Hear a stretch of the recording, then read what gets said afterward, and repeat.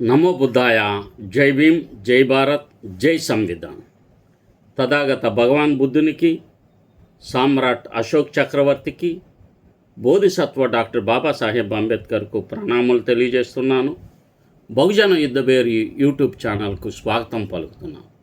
ఈ ఛానల్ను లైక్ చేయండి, షేర్ చేయండి, ప్రజలకు తెలియచేయండి. మీరు హైప్ బటన్ యూజ్ చేయటం వలన ఈ యొక్క వీడియో చాలామందికి చేరువవుతుంది. కనుక ఈ విషయాలు గమనంలో ఉంచుకొని బహుజన యుద్ధబేరి యూట్యూబ్ ఛానల్ను మీ కుటుంబ ఛానల్ కింద మార్చుకోండి. ఈరోజు ప్రభుత్వాలు మారుతున్నాయి, కానీ ఎస్సీ ఎస్టీ సబ్ప్లాన్ నిధులు మళ్లింపు మాత్రం మారడం లేదు. సామాజిక న్యాయం సాధించాలంటే దళిత సంఘాలు ఇప్పుడు ఏం చేయాలి అంటే, ఏ ప్రభుత్వం వచ్చినా నిధుల బదలాయింపు మాత్రం మారడం లేదు. సబ్ప్లాన్ నిధులు నిబద్ధతతో మేము ఈ రంగాలకు ఖర్చు పెడతామని ఒక చట్టం చేసుకున్నాం, సబ్ప్లాన్ చట్టం. ఆ చట్టం ద్వారా నిధులు విడుదల చేస్తున్నాం. కానీ ఆ వెనువెంటనే ఆ చట్టాన్ని అనుసరించి లబ్ధిదారులకు ప్రయోజనాలు కలిగించకుండా వాటిని ఓటు బ్యాంకు అవసరాల కోసం వినియోగించటం ఒక సామాజిక నేరం. ఇది దేశవ్యాప్తంగా జరుగుతుంది. ఈ అంశంపై నేను ఈరోజు ఈ మాటలు మాట్లాడాలని భావిస్తున్నాను. ఆంధ్రప్రదేశ్ ఎస్సీ ఎస్టీ సబ్ప్లాన్ చట్టం అమలై దశాబ్దం గడిచింది. ఈ చట్టం ఉద్దేశం స్పష్టమైనది. షెడ్యూల్ కులాలు, షెడ్యూల్ తెగల జనాభా నిష్పత్తికి అనుగుణంగా నిధులను కేటాయించి వారి విద్య, ఉపాధి, భూమి, గృహాలు, మౌలిక సదుపాయాలు, ఆర్థిక సాధికారత కోసం మాత్రమే వినియోగించడం. అయితే 2019 నుంచి ఇప్పటి వరకు జరిగిన పరిణామాలను పరిశీలిస్తే ఒక ఆందోళనకరమైన వాస్తవం కనిపిస్తుంది. ప్రభుత్వాలు మారాయి, కానీ సబ్ప్లాన్ నిధులు పూర్తి వినియోగం, వాటి స్వరూపం, వాటి లక్ష్య సాధనపై వివాదాలు మాత్రం కొనసాగుతూనే ఉన్నాయి.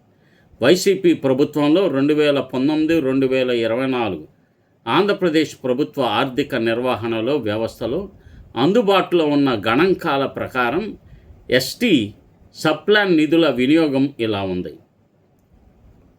2019-20లో 4,988.52 కోట్లకు గాను 3,344.35 కోట్లు మాత్రమే ఖర్చు పెట్టారు.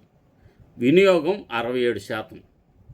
రెండవది 2020-21లో 5,177.54 కోట్లకు గాను 4,102 కోట్లు ఖర్చు చేసి 79.23% వినియోగం నమోదైంది. 2021-22లో 6,131.24 కోట్లకు గాను 3,202 కోట్లు విడుదల చేసి 52%, అంటే సగానికి సగం మాత్రమే ఖర్చు పెట్టడం జరిగింది. 22-23 6,144.90 కోట్లకు గాను 4,033.24 కోట్లు ఖర్చు చేయగా వినియోగం 65%గా నమోదైంది. చివరి సంవత్సరం, వైసీపీ చివరి సంవత్సరంలో 6,929 కోట్లకు గాను 5,168 కోట్లు ఖర్చు చేసి 74% వినియోగం జరిగింది. అదే కాలంలో ఎస్సీ సబ్ప్లాన్ వినియోగం కూడా సుమారు 59 నుండి 68% మాత్రమే నమోదైంది. అంటే కేటాయించిన ప్రతి 100 రూపాయల్లో గణనీయమైన మొత్తం లక్ష్యానికి చేరలేదన్న అభిప్రాయం తెలుస్తున్నది. ఈ కాలంలో మరో ప్రధాన వివాదం ఏమిటంటే, అమ్మ ఒడి, జగనన్న విద్యా దీవెన, వసతి దీవెన వంటి డీబీటీ సంక్షేమ పథకాలలో ఎస్సీ ఎస్టీ లబ్ధిదారులకు వెళ్ళిన మొత్తాలను సబ్ప్లాన్ వ్యయంగా చూపడం.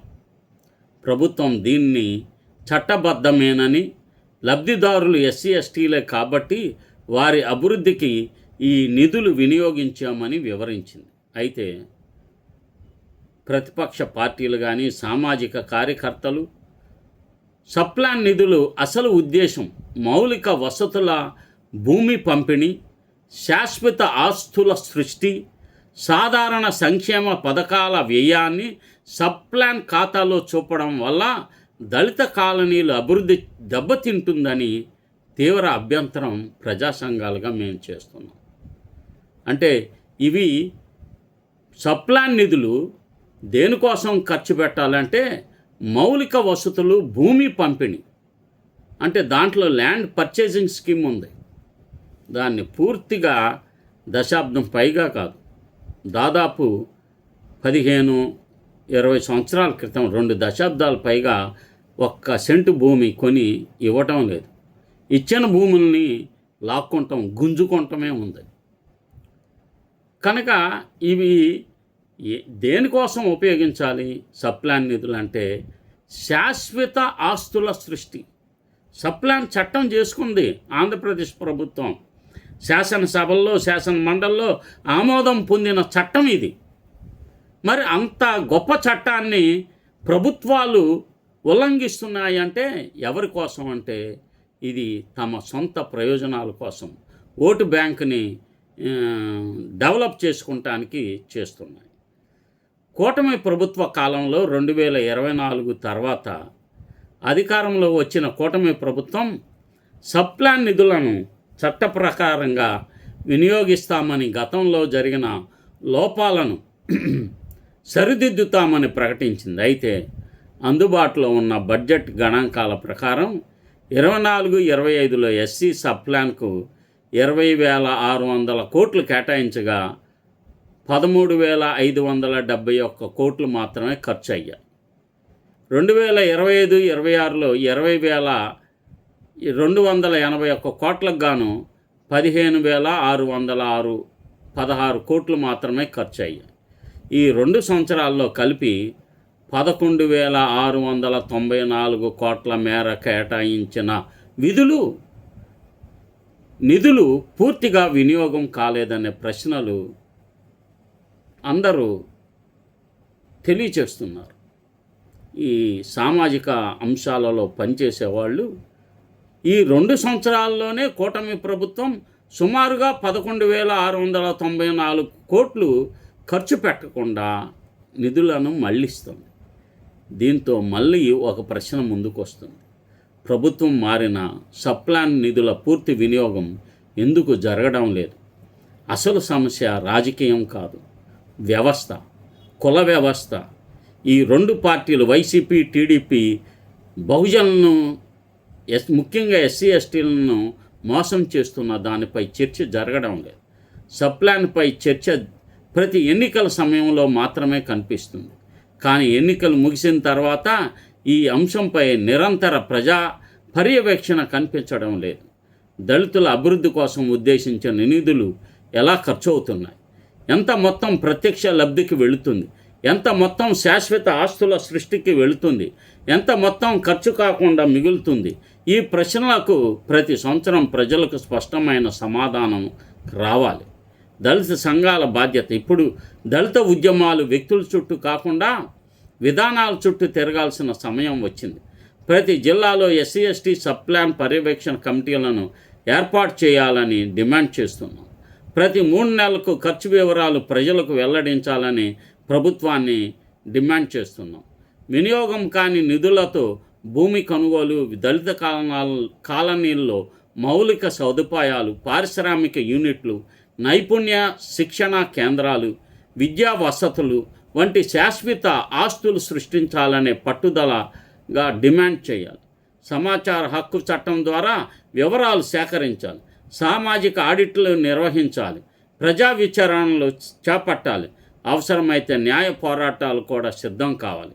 ఎస్సీ ఎస్టీ సప్లాన్ అనేది ప్రభుత్వ దయాదాక్షిణ్యంపై కాదు, అది రాజ్యాంగబద్ధమైన సామాజికమైన న్యాయ సాధన. అందువల్ల ఏ ప్రభుత్వం అధికారంలో ఉన్నా ఒకే ప్రమాణంతో ప్రశ్నించాలి.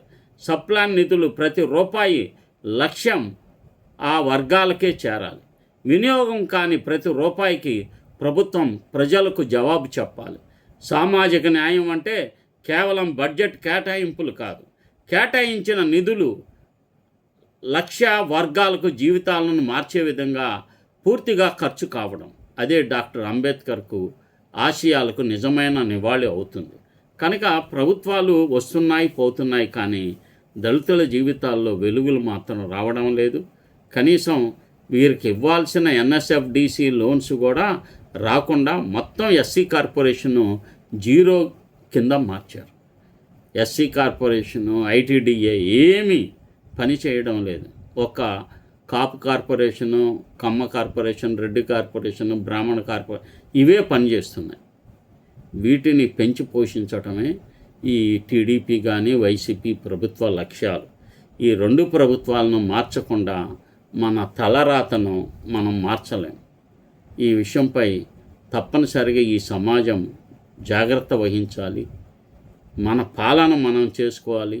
ఈ తప్పులన్నిటినీ సరిదిద్దుకోవాలని చెప్పి మీకు విజ్ఞప్తి చేస్తున్నాను. నమో బుద్ధాయ. జై భీమ్, జై భారత్. ఈ బహుజన యుద్ధబేరి యూట్యూబ్ ఛానల్ను సబ్స్క్రైబ్ చేయండి, లైక్ చేయండి, షేర్ చేయండి. ఈ కుటుంబంలో ఇది ఒక ఈ యూట్యూబ్ ఛానల్ మనకి సంబంధించిన విషయాలను తెలియచేస్తుంది కనుక ప్రజలకు విరివిగా అందరికీ పాస్ ఆన్ చేయండి. జై భీమ్.